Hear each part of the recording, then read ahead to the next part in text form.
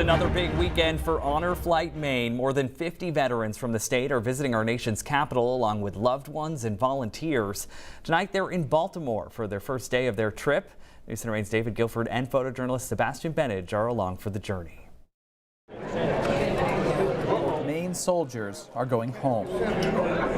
For the final time this year, Honor Flight Maine left for some of America's most precious monuments to democracy, bringing Mainers who fought to defend it. Stanley Pelletier from St. Francis went reluctantly. My wife, she wanted me to go on it. He served in Vietnam, but didn't want to visit the Vietnam Memorial.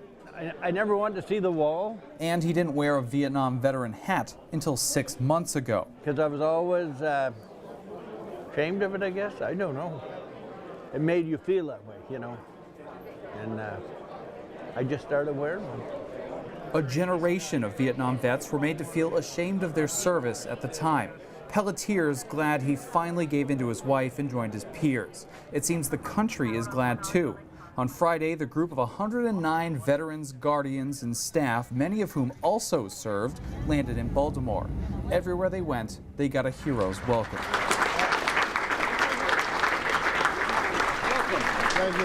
Great to have you here. At Fort McHenry, they heard a hero's story.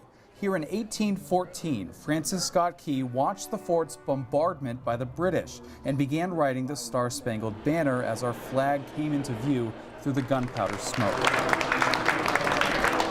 I think it's impressive. I mean, we've heard about it for all our life. As the first day wound down, the vets began thinking of Saturday and a trip to monuments in Washington to honor the fallen. The changing of the guards, that's going to be very impressive. And of course going to the wall, because I have somebody's names that are on the wall, and it's very powerful.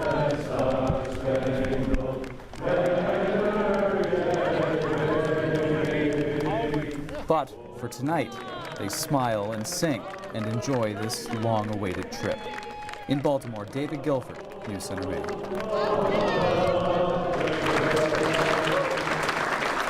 Such an important mission there. The Honor Flight trip continues throughout the weekend. Along with David and Sebastian's reports, we'll have coverage all weekend right here on News Center Maine.